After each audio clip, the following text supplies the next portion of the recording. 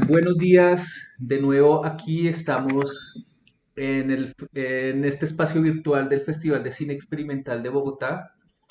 Hoy nos encontramos con Daniel Monge, uno de los curadores y programador de imágenes manifiestas, estas tres funciones preparadas de este año con este temático tan especial que tenemos. ¿Qué tal, Dani? ¿Cómo estás? Bien, bien. Muy bien, muchas gracias. Muy emocionado de participar, de poder conocer, aunque sea de manera virtual, a algunos de los realizadores que de verdad, ustedes no se imaginan las ideas y las imágenes que nosotros tenemos en nuestra cabeza gracias a ustedes. Muchísimas gracias por eso. Sí, pues bueno, la experiencia de curar todo este cine, de verlo, clasificarlo, seleccionarlo fue un poco amplia, fue muy divertida, sí. Eh, pero bueno, entonces este año como escogimos este, este eje temático, viendo las relaciones estético-políticas sociales del mundo. Y bueno, fue también algo muy interesante porque nunca lo habíamos hecho en el festival. Siempre había sido, si elegíamos un eje, era más técnico. Tuvimos un eje de found footage o cine de archivo. También tuvimos uno del live cinema, del collage. Bueno, pero este año decidimos hacerlo distinto.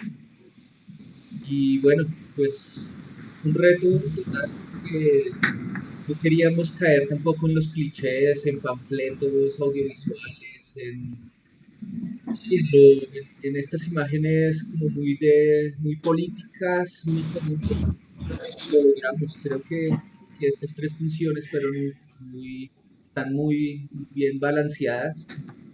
Eh, y lo interesante de este año fue la propuesta que hicieron Julián Medina y Daniel Monge, como dividirlas espacialmente. Dani, ¿nos puedes contar un poquito cómo fue, en qué consiste eso del más allá, del aquí, el allá? Claro, lo que pasa es que, pues, si ustedes lo notan, todas las imágenes manifiestas tienen algo que ver necesariamente con un problema, o sea, con todo el problema de la distribución de lo sensible, pensando como en términos rancerianos, ¿no? Entonces nosotros, pensando en eso, empezamos a darnos cuenta que había una relación geográfica entre estas imágenes y los curadores, entre Julián y yo. Entonces empezamos a generar una especie de territorios. Cada uno de estos territorios lo que nos permitía era generar una comunidad, pero esto no es una comunidad de geografías humanas, no es una de estas geografías realizadas por el contrato social, estas geografías que pues Colombia, Venezuela, Chile, pues no, de eso no se trata. Lo que estábamos buscando era generar un nuevo tipo de geografía que hablara más de la labor que se está haciendo en el momento de la realización, porque hay una preocupación por afectar el mundo de alguna manera, positiva, negativa, de parte de todos los realizadores cuando estamos haciendo este tipo de audiovisuales. Seamos honestos, nadie trabaja en cine experimental por el dinero.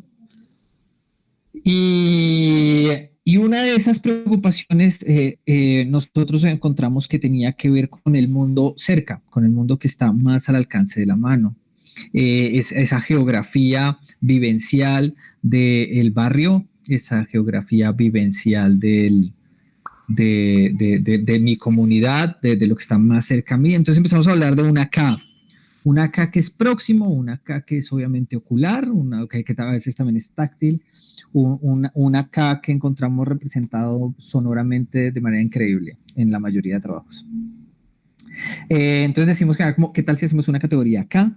¿Cierto? Y hacemos una categoría media, ¿cierto? Que ya tiene que ver con esas preocupaciones políticas que no están directamente al alcance de la mano, sino son esas preocupaciones políticas que tienen que ver en contextos como el nacional y en tiempos como el ahora, como los tiempos coyunturales, ¿no?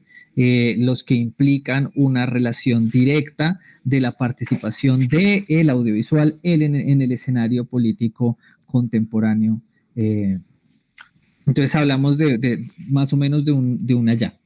¿Sí? Entonces tenemos un acá, ¿cierto? El territorio que es central al realizador. Tenemos un allá, que es de todas maneras el lugar donde el realizador se encuentra como sujeto político, donde se identifica, ¿sí?, ¿no?, como sujeto político en medio de una coyuntura política.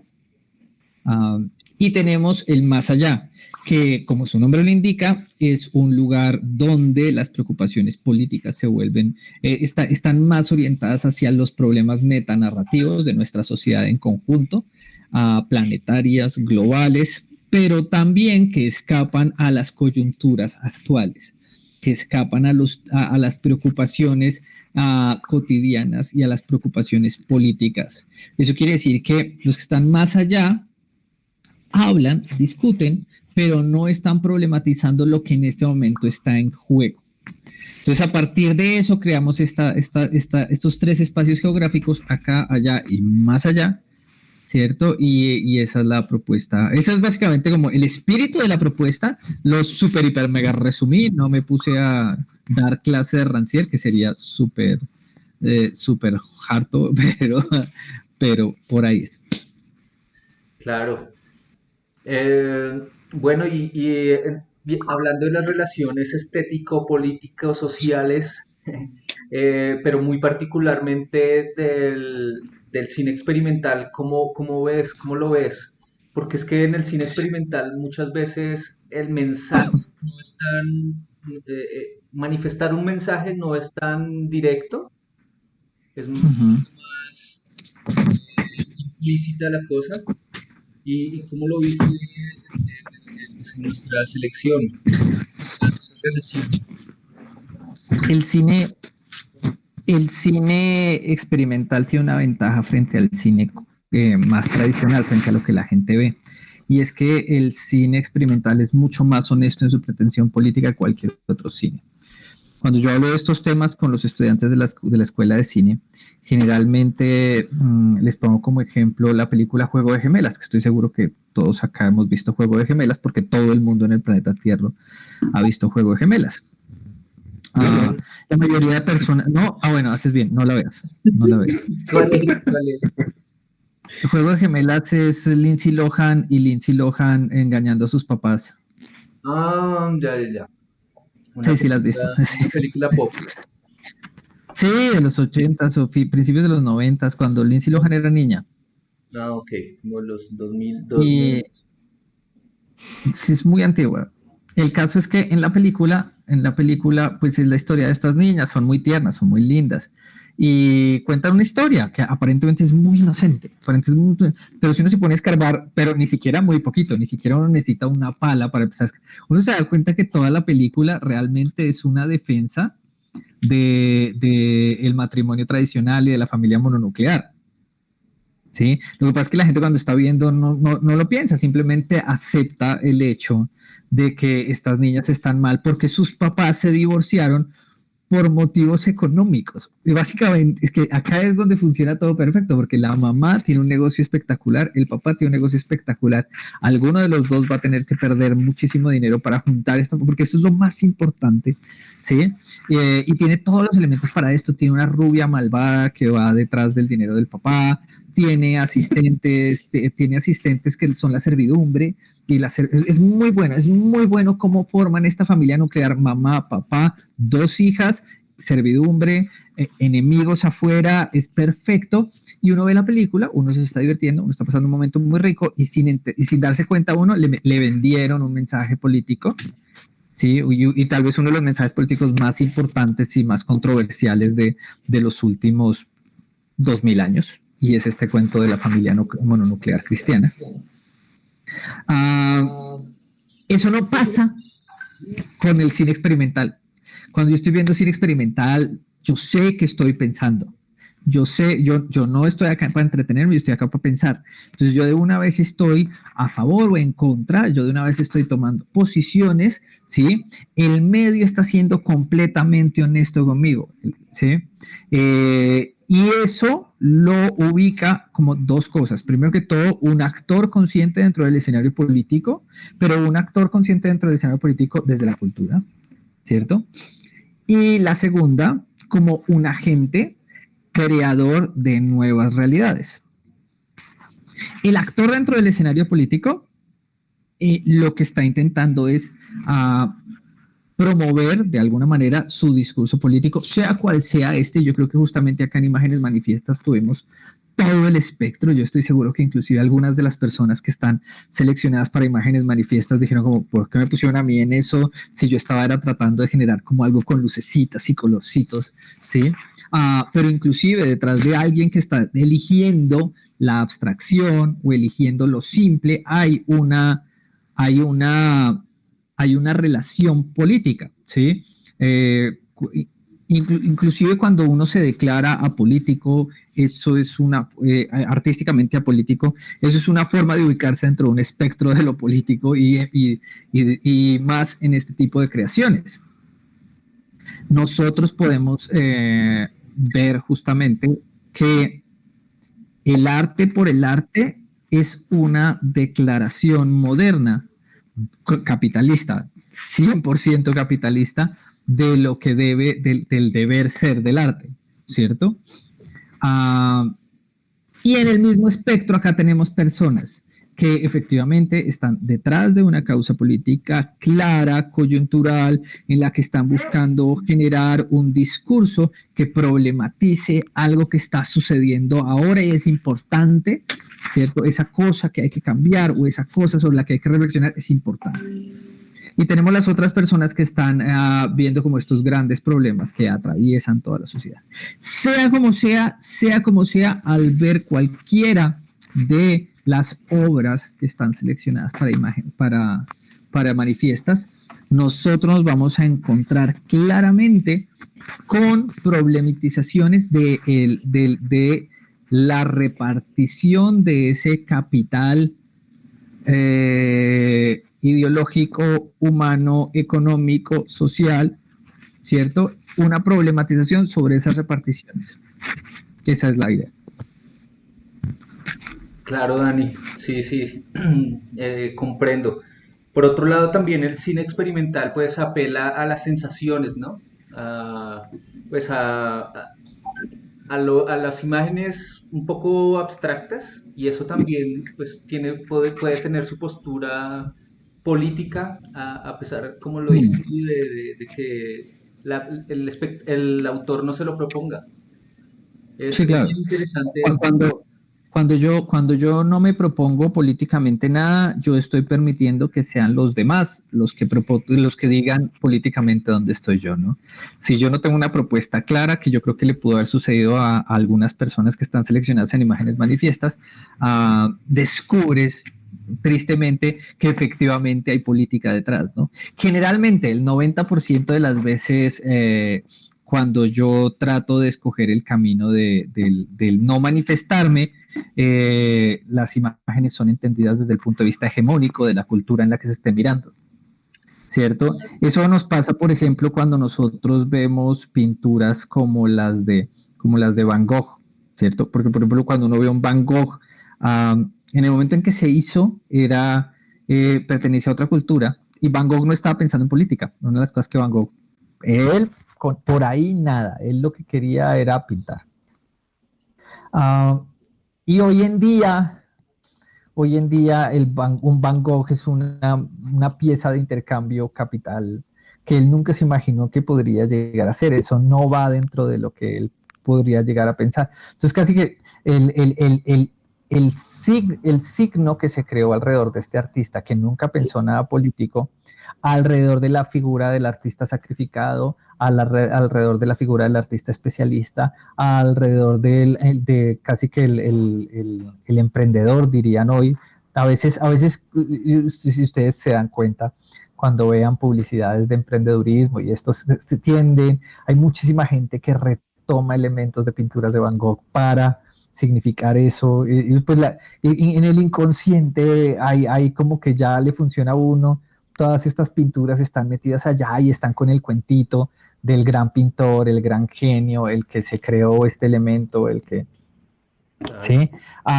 Eso no le va a pasar a Max Beckman, eso no le va a pasar a Dalí, ¿sí? Siempre que nosotros veamos un Dalí, vamos a saber el man políticamente en dónde estaba. ¿Sí? Claro. Bueno. Y también pasa con el videoarte. Yo hablo mucho de pintura, perdón, yo hablo mucho de pintura, pero, pero, pero también pensando en el mundo en la historia del arte electrónico y del arte y del videoarte, desde el principio, desde las primeras manifestaciones de videoarte con las primeras cámaras en los 80s, el problema fundamental era haberle podido quitar la cámara al gran capital. De entrada, eso fue el primer momento del videoarte, es esa ruptura en la que el artista tiene por fin un aparato que eran estas cámaras gigantescas con grabadoras que tocaba cargar, pero era la primera vez que uno podía tener una cámara y no estar asociado a un gran capital, y empieza a surgir todo este movimiento de videoarte de los 80s. Y si nosotros analizamos todas estas obras, el 90% eran abiertamente anticapitalistas y el otro 10% reflexionaba sobre el estar utilizando una herramienta del capital como la videocámara producida con toda esta tecnología, siendo utilizada para crear algo que tendría que estar en contra.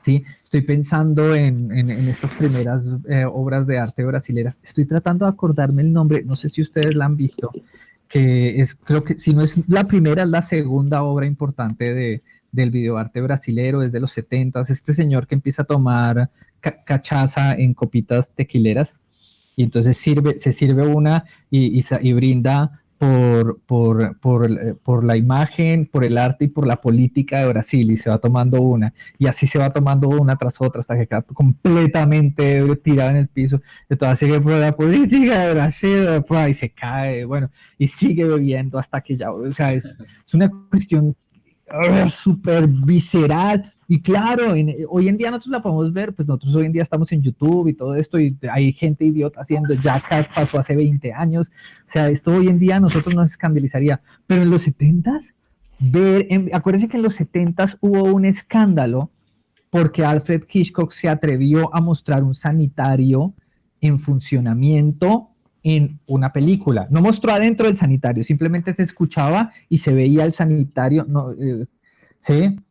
Bajar. Es un escándalo. Todo el mundo como, oiga, no, qué mal gusto, hermano, ¿cómo vamos a mostrar un sanitario? Ahora usted imagínense la habilidad de yo como artista poder tomar una copa y embriagarme completamente y mostrarlo, porque justamente en esa época, por ejemplo, en las películas se bebía y se fumaba y la gente se podía beber y no se emborrachaban. Y este tipo muestra toda esta porquería que le está pasando, pero estás hablando de la política, el dinero del arte, el dinero de la cultura en Brasil, en la dictadura militar. Es que además se volvió que, no, si me entiendes, este es el poder que tiene el audiovisual con las herramientas que están creadas para otra cosa, que eso es lo que parece muy lindo. Cuando uno está trabajando en pintura, uno va a una tienda especializada en pinturas y le dan los mejores pinceles y le dan las mejores, y todo eso lo hicieron solo pensando en pintura. Pero cuando uno empieza a jugar, a hacer videoarte con una cámara, uno está utilizando un medio de producción de capital, porque las cámaras no se las inventaron para hacer videoarte, las cámaras se las inventaron para hacer películas, para hacer videos, para hacer cosas que generen dinero, son medios para un negocio. Y lo que estamos haciendo al hacer videoarte es tomar esos elementos, excluirlos del sistema en el que están funcionando y trasplantarlos en un sistema que obviamente está por fuera del capital. El cine experimental nunca va a pasar que esté dentro del circuito del capital, porque no se puede, simplemente exige un proceso de pensamiento de su público que el capital nunca podrá dárselo. Claro. ¿Okay? Sí, Dani, tremenda reflexión, claro. Y ahora nosotros como Festival de Cine Contemporáneo tenemos esa pregunta de qué es lo que está pasando hoy día con todas estas estas expresiones audiovisuales. Sería chévere ya empezar a hablar con los artistas. Sí, sí, sí. Eh, entonces, el primero que llegó fue el amigo Víctor. Víctor que tiene un avatar de Santa o de Papá Noel, le decimos acá en Colombia. ¿Cómo estás, Víctor? Ah, ya. Muy bien, muy bien. Víctor, entonces, en ese orden de ideas tan grande, ¿cómo ves tu obra 32 R-Bit, viéndolo un poquito desde lo político? ¿Cómo sientes? ¿Tú usas unas técnicas que resignifican imágenes? Me parece muy interesante eso. Y bueno, coméntanos un poquito cómo hiciste tu película en esos términos, si es posible. Sí, para mí todo empezó como una reflexión. Yo no tenía teléfono inteligente antes. Y, y una vez, pues me están vendiendo uno muy barato y me convencieron y dije, pues bueno, pues me compro uno. Me compré el teléfono y después me di cuenta de lo adictivo que era el internet. Yo ya soy de las generaciones, ¿no? Yo empecé a usar computadora más o menos a inicios de los 90, por ahí en el 91, 92 a usar computadoras. Y pues estático del internet, computadoras, de los programas, a mí me tocó usar dos, no, he de la evolución del internet, ¿no?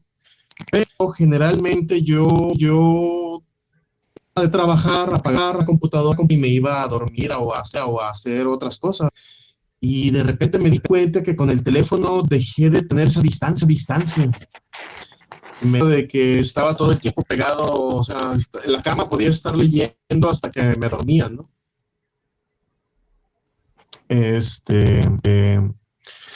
Y bueno, eso una reflexión de cómo los teléfonos han ayudado para esa adicción.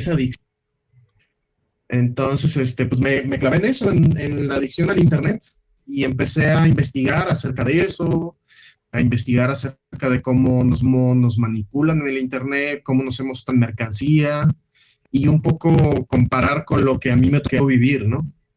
Anteriormente. Sí, cómo vi yo esa evolución. Eh, yo casi todo lo que hago, todo es político. No, yo no puedo hacer nada que no sea político. No me sale. Entonces, para mí no es que tenga que reflexionar acerca de eso. Yo siempre hablo de alguna temática que me mueve en ese momento, ¿no? Y en ese momento eso era lo que me estaba moviendo, vamos, esa adicción al Internet. Claro. Y bueno, ahí se ve como una saturación de imágenes de archivo, bueno, de archivo de internet, pero se me hace muy Uh -huh. interesante como tú le haces si es rotoscopia, ¿verdad? Es como esa técnica de Sí, animación. rotoscopía, sí, Eh, sí. y cómo le das una nueva pues dimensión a esas imágenes, muy certero. Eh, Nada, y así técnicamente hablando, ¿cómo lograste tu peli? O bueno, lo que me quieras comentar. Sí, pues, pues fueron 3 duros años. Wow.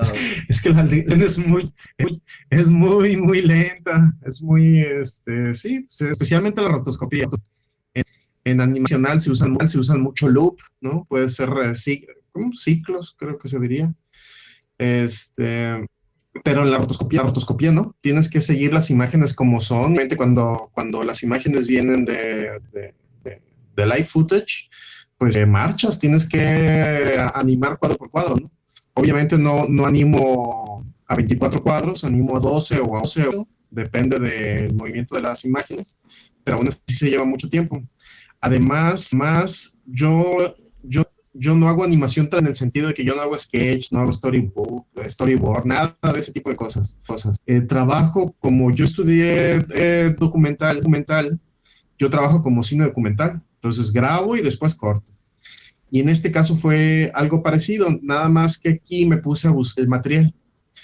Entonces bajé, pues que han de haber sido como unas 10, 15 horas de videos virales que conseguí. Y a empezar a escoger, ver, revisar, tratar de armar ese, ¿no? Y eso me llevó casi como 6 meses, nada más hacer el primer corte para poder empezar a animar. Entonces, después ya era un proceso para al menos tenía secciones, porque una sección en el bosque, tengo una sección de trenes, tengo la sección de los memes que bailan, no sé. Sí, sí. Entonces, cada sección que tenía, ya, cuando ya más o menos quería, entonces ya buscaba videos, ya los iba acomodando, incorporando, y entonces ibas construyendo como un rompecabezas un poquito, ¿no? Lo bueno de eso es que al final te sale algo que no esperabas. Entonces yo no me esperaba esa película, nunca la pensé, no soy como esos grandes cineastas que dicen, la mente y me salió igual. Realmente no tenía nada en mente, a mí me salió eso y ya está, ¿no? Sí. Ah, bueno, qué bien. Entonces, pues ahí sigue la peli 32 R-Bit disponible para que le Sí, echen una mirada a los demás artistas si no lo han hecho. Me encanta tu propuesta audiovisual. no, Si gracias, alguien, gracias. si alguien tiene alguna pregunta, creo que Antonio quería comentar algo. ¿Por aquí estás, Antonio? Sí, Hola, aquí Antonio. estoy. ¿Qué tal? ¿Cómo están todos? Saludos. Súper, bien, bien. Este, de hecho, nada más un comentario en cuestión de algo que me pareció muy interesante. Bueno, también para Víctor unas felicidades porque su trabajo ya lo había visto en otros festivales y muy buen trabajo realmente. No, Pero sobre gracias. lo que comentó también Dani hace un momento, en cuestión de cuando la Cámara se desprendió un poco de este capitalismo en lo que estaba él mencionando y permitió acercar un poco a la comunidad, a la gente para poder expresar o decir fuera de un sistema o uh, de un medio que estaba totalmente cooptado. También algo me pareció que era muy interesante en los 90, que por ejemplo en mi caso, que yo vengo de México, en los 90 hubo un boom en los que creo que pasó mundialmente, en donde ya ven que las cámaras empezaron a ser eh, muy pequeñas, se volvieron más baratas, el equipo de edición ya se podía tener en casa, entonces era más fácil producir. Y también en los 90 surgieron muchos festivales de video, muchos en línea, incluso en internet, de films, Red Films, Digital Films, etcétera. Pero también algo que comentaban es que exponencialmente la producción iba creciendo año con año. Este, Año con año se estaban produciendo cada vez más proyectos, más productos, mucho, se estaba tratando de experimentar mucho y todos los festivales cada vez se vanagloriaban de que de año con año recibían cada vez más cantidad de proyectos, pero también se quejaban que eran diferentes versiones de la misma película. Todo el mundo estaba tratando de hacer las mismas películas, los mismos temas, los mismos criterios, las mismas clichés, etcétera. O sea que realmente poca gente estaba experimentando o estaba buscando una alternativa con el medio ya en casa, diciéndolo de esta manera, ¿no? O decir otras cosas incluso solamente. Entonces, este era un comentario porque pues sí se me hizo que pues lo que comentaba Dani fue muy pertinente, pero también como que se desprendió del capitalismo la Cámara, pero la ideología no fue tan fácil que se haya desprendido. No sé qué piensan ustedes. Uf, pues sí, sí hay unos lugares comunes en los que caen muchos artistas en procesos. No, Hola. claro, y es que el proceso de lograr desprenderse de, sí, además que es un proceso voluntario, ¿no? A veces cuando hablamos nosotros tendemos a ubicar la idea de salirnos del capital como una meta ideal, pero simplemente es uno de los caminos posibles, ¿no? También uno puede ubicarse del lado de, no sé cómo decirlo que no suene conservador, del lado del lado de estas ideologías hegemónicas dominantes, ¿no? Ah, ¿por qué uno escoge irse por el otro camino, generalmente, porque si uno quisiera hacer lo mismo que todos, seguiría el camino grande. Pero pensemos en gente como Matthew Barney, que ha generado obras muy interesantes desde el lado del capital, jugando con las reglas de ellos, sin necesidad de problematizar lo social o lo político desde necesariamente este ángulo, sino desde la problemática de lo estético, ¿no? Desde lo que se quiere ver o desde lo que se puede ver, ¿sí? Entonces es como, pero efectivamente la mayoría de los artistas no tienen todavía la capacidad para hacerlo, requiere edad, requiere experiencia, requiere un tráfico grande por el mundo del arte, ¿no? Sí, sí, Yo, sí. yo creo que es un poco como desarrollar tu propia voz, ¿no? Eh, es, es un proceso muy normal que los chicos cuando empiezan toman un rol, ¿no? De algún director que les gusta, ¿no? Así, no, pues a mí me gusta, no sé, Almodóvar, pues voy a hacer así como Almodóvar, a ver qué me sale. Y creo que los primeros pasos muchas veces hacen basándose en alguien, pero tiene que llegar un momento en que encuentras tu voz, ¿no? El problema que hay, yo creo que es que la mayoría de la gente no se queda haciendo cortometraje. Entonces, realmente ven como el cortometraje se ve como una área para practicar solamente, ¿no?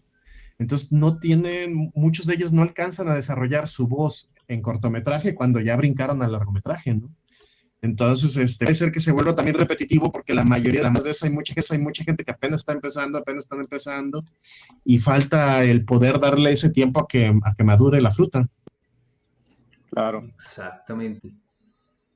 Y bueno, en el cine experimental es como el laboratorio, ¿no? Donde se está buscando esa voz. Eh, ya quería preguntarle ya a Juan Restrepo, que es colombiano, es autor de la película Tránsito 2. ¿Cómo estás, Juan? ¿Me escuchas? Hola, bien, gracias. ¿Y ustedes?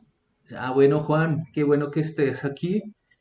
Bueno, no, viendo tu película, uno encuentra como ese tránsito también, valga la redundancia, que vas pasando de lo abstracto a lo figurativo y viceversa, y estás tratando de expresar algo muy citadino. Bueno, ¿no? ¿Nos podrías comentar un poco cómo fue ese proceso para crear tu peli y cuáles fueron las motivaciones? Sí, pues básicamente muy al principio de ese proceso estaba simplemente explorando pues posibilidades de imagen, de lo que tú decías, de ese cambio entre abstracto y figuración y los intermedios y el juego entre figura y fondo, cómo puedo distorsionar un poco esos límites.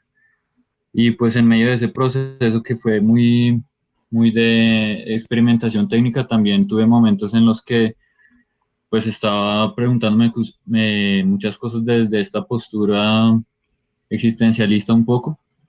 Entonces esta experimentación visual la fui llevando un poco más hacia estas preguntas, un poco sobre la moral, el sentido de las acciones propias, de la relación de uno con el entorno y con otros. Entonces, por eso preguntas, por ejemplo, como hay que ser sensato, hay que redimirse, sobre todas estos lineamientos de un deber ser que pues están normalizadas, pero que finalmente uno todo el tiempo está decidiéndolas, como hablaban al principio, deliberadamente o por omisión también. Entonces es como una invitación también a preguntarse por ese tipo de preguntas. Wow. Claro, desde el individuo siendo parte pues, de la sociedad, que es una gran pregunta, claro. Sí, Dani tiene alguna pregunta, quizás? O, No, por el o- momento no. bueno, disculpen que estoy en un barrio muy cerca al aeropuerto, entonces suenan aviones. Me toca, me toca mutear. Pero bueno, listo ya. Juan, ¿y tú trabajaste mayormente solo o trabajaste también con otras personas? ¿Cómo fue ese proceso creativo tuyo? No, el video pues lo produje yo, la imagen y el sonido. Básicamente, pues me gusta mucho grabar en diferentes situaciones, conciertos, todo este tipo de, cuando voy por la calle caminando, como sin ir a un lugar planeado. Y lo que hacía era coger esas tomas que me llamaban la atención, que me resonaban de alguna manera, ir armando algo y transformando también como su textura, su forma, escala. Y junto a eso también una experimentación con el sonido, que el sonido sí no partía de ninguna idea, sino lo que me parecía que le daba más potencia a las imágenes. Pero no es como que hice imágenes y las sonoricé, sino que era un poco conjunta esa exploración. Ok. Por el título Tránsito 2, ¿será que tú estás hablando de una serie de obras? ¿Hay un Tránsito 1 y un Tránsito 3, 4, 5? O es Hay, solamente? hay un uno que fue de los primeros videos que hice, y pues voy en el 2. Creo que es probable que haya un tercero también. Excelente, Juan. Qué chévere que sigas trabajando y buscando esa voz. Yo creo que todo artista en toda su vida va a buscar esa voz personal. Es muy importante. Dani, Mm. Totalmente de acuerdo. claro, es muy interesante eso, ¿no, Dani? Que en el cine experimental y el cine, pues, de autor, de verdad la producción sea tan reducida, sean tan pocas personas, casi que obras de una sola persona. Eso también da unas libertades y unas limitantes y unas libertades muy interesantes. Pues da la libertad total, ¿no? Porque ustedes imagínense cuando uno, y nada más imagínense si uno tuviera que pasar por el procedimiento que pasan las películas, eh, por ejemplo, las de grande presupuesto de Hollywood, ¿no? Entonces, cuando aprueban el guión, en el momento en que un guión de esos está aprobado, a ese momento ya más o menos unas 60 personas han opinado del guión. No, Muchísimas de ellas con el poder de quitar algo. Entonces, por decir algo, no sé si han visto ahorita la controversia que hay alrededor de Mulan, porque con la nueva Mulan quedó tan limpia que la película resulta súper aburrida. La gente no se está aguantando ver. Y esto es no estoy hablando de los espectadores más críticos, no, la gente en común está harta y uno diría, pero ¿cómo? Si ya tenían una buena historia, ¿cómo pudieron dañarla? ¿Cómo pudieron dañarla? Es simple, es la ventaja de trabajar en grupo, sobre todo de hacer un negocio en grupo. Todo el mundo opina, todo el mundo puede decir que quiere y hay gente con poder, ¿cierto? Que compromete la visión de un autor. Inclusive cuando uno es un director independiente y uno está haciendo su película argumental tradicional, por lo menos todo el crew de uno, unas 50, 100 personas, tienen algo que decir, tienen algo que opinar, ¿sí? Y salvo personas que son terriblemente, terriblemente bravas, diría yo, logran quedarse con su idea original. En cambio, cuando uno está claro. trabajando solito en su obra, con sus propios tiempos, porque tampoco tengo que correr, tampoco esto tiene que estar para mañana. Yo como hizo Víctor, yo me puedo demorar 2 años en mi computador haciendo las cosas a mi ritmo, tranquilamente, sin necesidad de sin necesidad de estar pendiente de que, no sé, uy, ya Sin Autopsia va a cerrar su convocatoria, me toca acabarlo ya. No, nada de eso. Uno puede esperarse, tomarse su tiempo, reflexionar, pensar, porque uno está trabajando solo. Eso es una ventaja gigante. Claro. Claro. Eh, y uno puede llegar a hacer ensayos audiovisuales, que eso es otra de las dimensiones grandísimas del cine experimental. Eh, a- Así es. Así como Antonio lo hizo con su película Uroboros, que tiene unas motivaciones fuertísimas. Tú estás hablando de esta masacre terrible, pero lo abordas desde una forma muy amplia, muy abierta. Casi que estás hablando de las matanzas en el mundo. No sé, no solamente de la mexicana. Antonio, Sí. quisiera saber un poco más cómo fue ese trabajo de hacer un ensayo audiovisual, pero de esta forma no sé si abstracta, pero bien libre. Fuiste muy libre haciendo este ensayo. Sí, de hecho, bueno, partió por una invitación que me hizo la Universidad de México para, porque se estaba recordando los 50 años de la masacre que hubo de estudiantes en Tlatelolco, en la Ciudad de México, en el 68. Entonces, me invitaron y bueno, se hizo una convocatoria y mi propuesta estaba basada más que nada en un concepto del eterno retorno, el uróboro precisamente, Claro. muy desde el punto de vista de Nietzsche, en donde las cosas se llegan a repetir por más esfuerzo que nosotros intentemos de romper las mismas, ¿no? Entonces, la idea era, pues, cotejarlo un poco y a nuestro contexto actual. Bueno, eso fue en el 68, pero ¿qué ha pasado ahora en el 2018, que era en ese entonces? Teníamos elecciones presidenciales y todavía estaba muy fresco lo de la desaparición de los estudiantes en México, de los 43 estudiantes que hubo que desaparecieron, una desaparición forzada, ¿no? Encontraron a Sí. algunos ya muertos, pero pues, la mayoría siguen en el término legal como desaparecidos.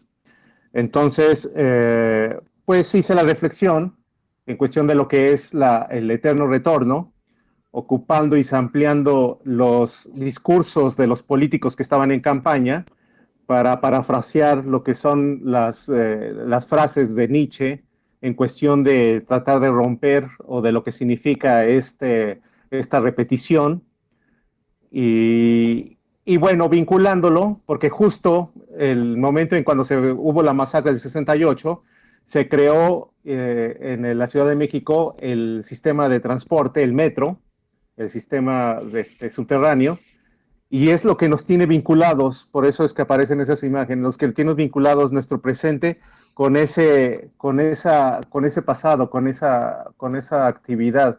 Sí fue un trabajo muy libre, muy libre que yo hice, pero realmente pues el ensayo sí partió mucho sobre lo que es los textos de Nietzsche sobre el eterno retorno, ¿no? Y aplicándolo en su sentido político, pues sobre lo que ha sido el acontecimiento anterior y nuestros acontecimientos recientes.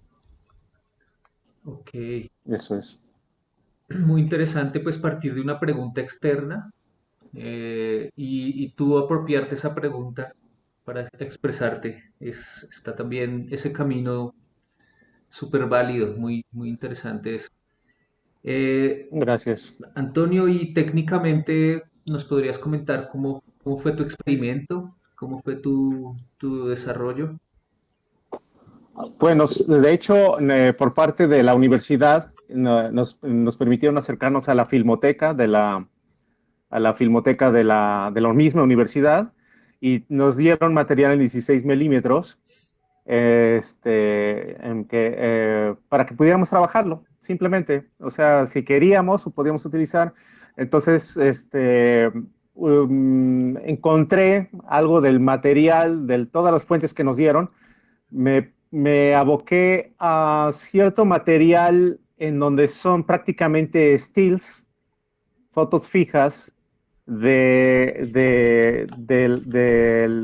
pues del registro de lo que hubo de la masacre del 68 y también una parte que era unas imágenes muy raras, anónimas, que son manos mostrando fotografías precisamente, fotos stills de las mismas imágenes que tenían, o sea, digamos que filmaron como que una reunión de manos con los mismos trabajos fotográficos. Esas las utilicé para apropiármelas con un discurso en ese entonces nuestro anterior presidente Peña Nieto, que está dando un mensaje a este público sobre la desgracia de los desaparecidos, de los estudiantes desaparecidos. Pero a ese tipo de material le hice perforaciones, con una perforadora perforé el material y en la edición lo incrusté en el momento que estaba hablando el discurso del presidente que teníamos, ¿no? Esa fue la manera en que lo intervine, más que nada. O sea, aproveché ese material y material que era de esa época, pues simplemente me lo apropié con con audios, muchos audios de contemporáneos, ¿no? Ok, muy interesante, qué chévere eso. Em, Dani, ¿tienes alguna pregunta? ¿Alguna duda sobre esta peli Uroboros? ¿Comentario? Mm, Pues la verdad yo sí quisiera, pues tal vez no sea una pregunta, sino más bien como un comentario, y es como la, la, lo eternos y ubicuos que son estos problemas a nuestras culturas, ¿no? Es Así es. cómo se repite todo una y otra vez, y a pesar de que sigamos diciendo que nunca se olvida, mucho antes de que podamos ya nos hicieron la siguiente y tampoco se va a olvidar. Uf, tremendo eso. Ojalá se rompa ese ciclo, porque bueno, en Colombia estamos viviendo una situación muy tensa, muy Sí, densa. Ya se ha perdido un poco de, como de, pues nos hemos insensibilizado sin querer ante tanta muerte. Y bueno, sí. ojalá se rompa eso pronto. Es como una de las necesidades que tenemos ahora. Y bueno, yo creo que pues ahí estamos un poco somos muy similares, Colombia y Alejandro, México, en ese sentido, como con Pues gran parte los de mismos dramas, Latinoamérica, ¿no? y Latinoamérica en Sí, realidad, sí. tenemos muchas cosas en comunes en ese sentido. Y algo que me ha gustado también en este festival ha sido el sentido político que tiene presente, que no en todos los festivales se muestra. Eso me agradó. Bueno, se nota, se vincula el sentido latinoamericano, ¿no? Claro. Sí, hay una obra aquí, está el autor, no sé si nos está escuchando, creo que es Jean Marceau. Marceau. Sí. ¿Estás por aquí, Jean?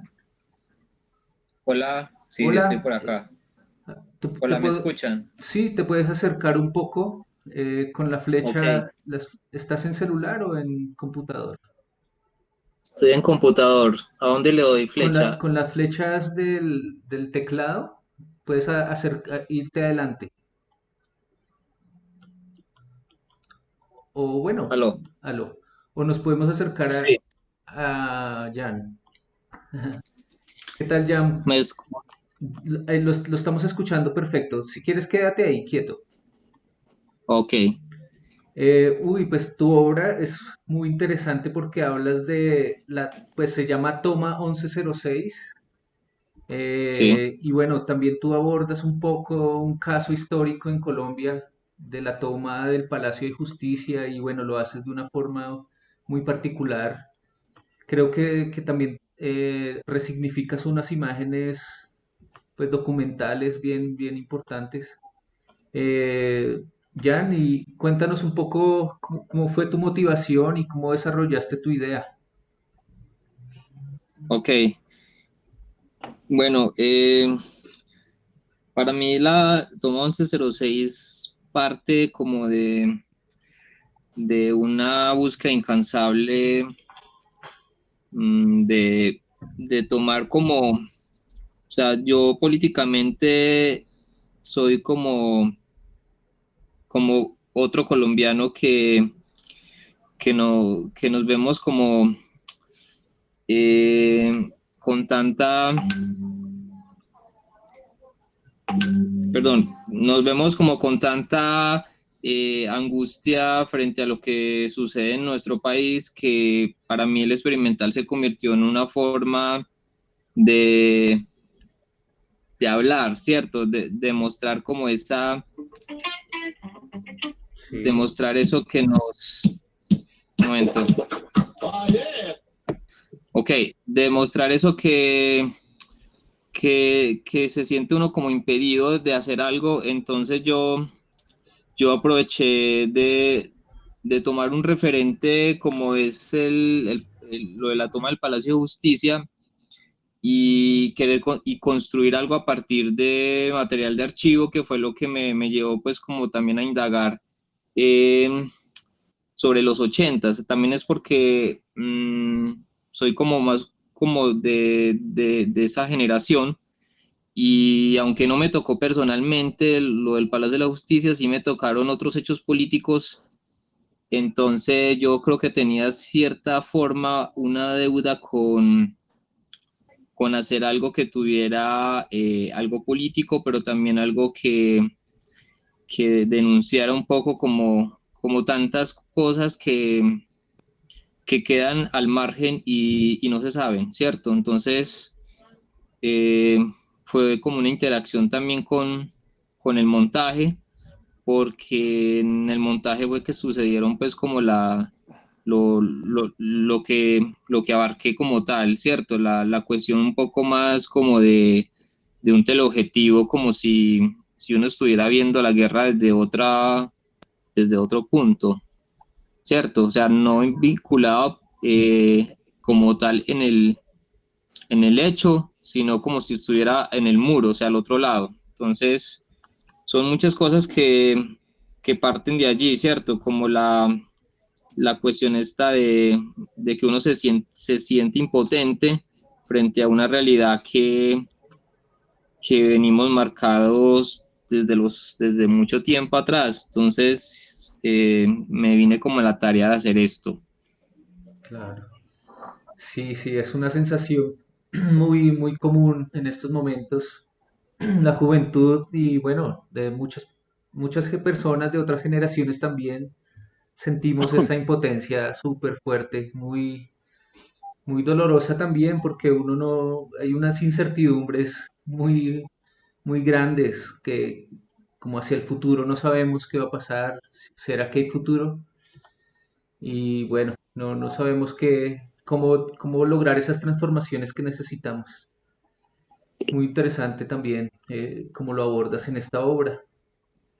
Em, bueno, ¿alguien tiene otra pregunta? ¿Alguien tiene algún comentario sobre alguna de las obras? Aprovechen que están los artistas aquí.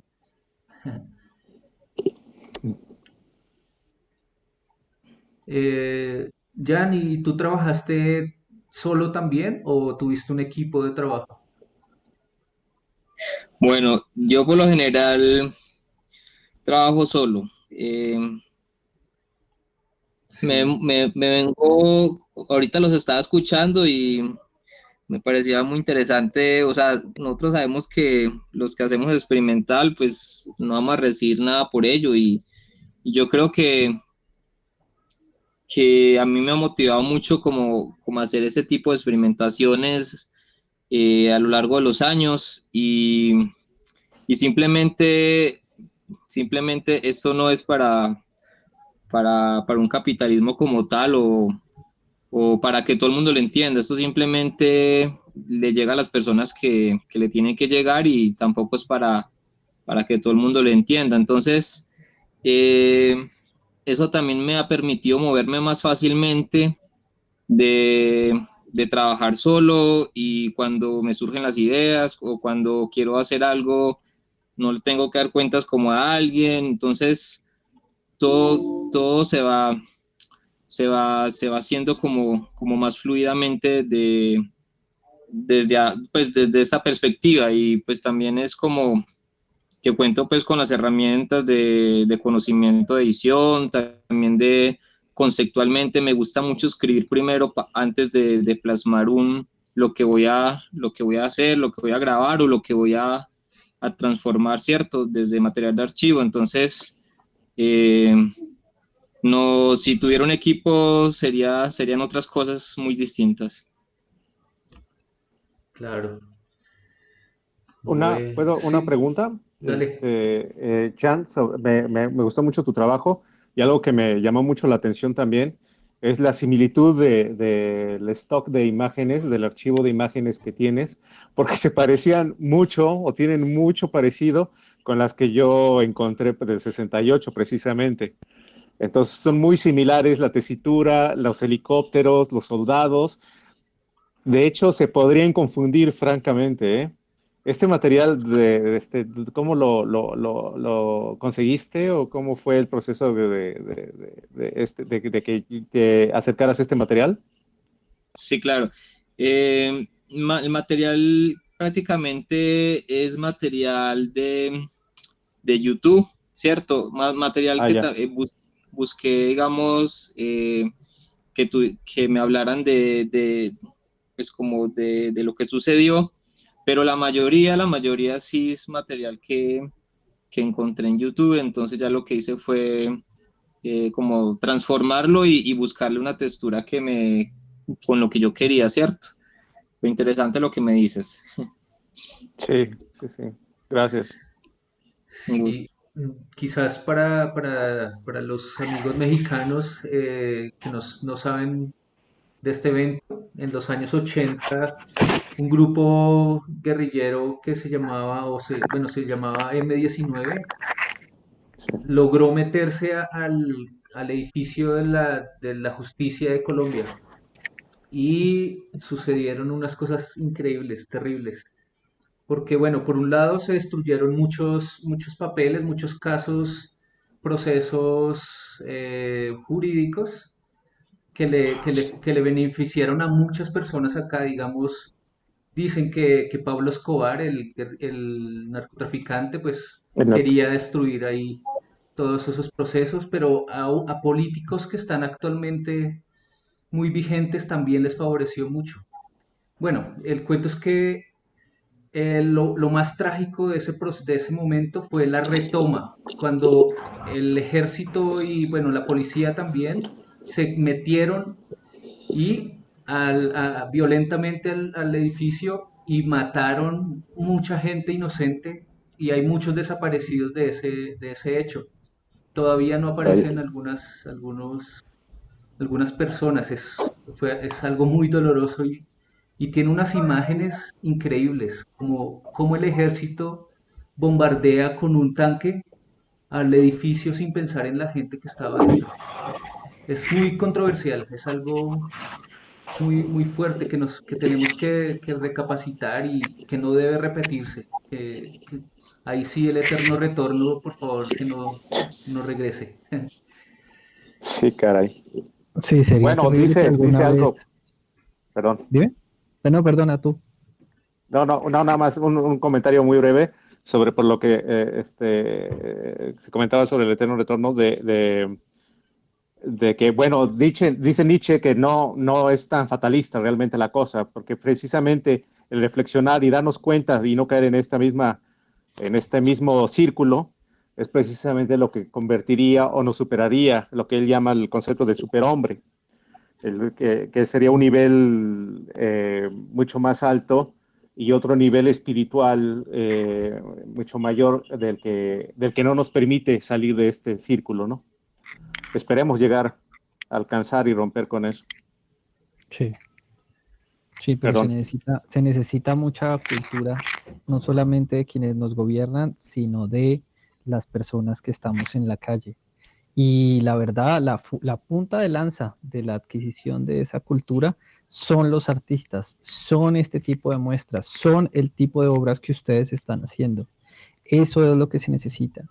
Cuestionar a la otra persona, la que está frente a uno. Esa persona que nunca se ha atrevido a pensar políticamente su entorno, desde el audiovisual nosotros podemos proponerles ejercicios, podemos proponerles interacciones con el mundo diferentes que no han pensado previamente.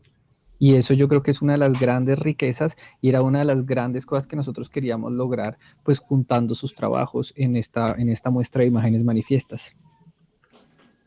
Exactamente, Daniel. Muy bien, sí, sí. Bueno, estimados artistas y curadores, aquí también está Alejandro Vargas, que fue curador y también organizador. Y bueno, muchas gracias por este tiempo, nos encantó escucharlos.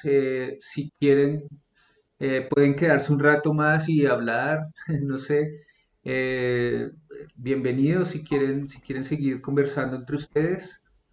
Yo por ahora, entonces, pues termino públicamente esta conversación y bueno, el festival, el cine continúa hasta el 30 de septiembre, entonces hay que aprovecharlo, hay que verlo. Está muy bueno el festival y también tenemos unos eventos especiales. Además de estas charlas, también tenemos otros conversatorios. Estamos haciendo unos laboratorios de creación, eso. Y este jueves vamos a tener una noche expandida. Es nuestro evento insignia. La vamos a tener con una compañía de artistas del performance o bueno, del arte de acción. Y bueno, muy invitados porque pues está también muy reflexivo y muy político. Todo puede, pues, todo puede se le puede dar esa vuelta social y política. Entonces, muy invitados a este evento de este jueves. Y el próximo viernes también vamos a tener algo especial que es teatro expandido, una propuesta muy interesante. Entonces, para que estén pendientes con la programación. Y bueno, Muchas gracias. entonces estamos ahí en contacto. Muchas gracias. Hasta luego. Vale, y les Gracias. compartí como Gracias. el link del evento de Vamos Noche hablando. Expandida para que puedan existir. Eso, gracias. Muchas gracias. Gracias, Sí, sí, ya. Alejandro. Bueno, un Muchas abrazo para gracias. todos. Gusto Vale, platicar chao a con todos. ustedes.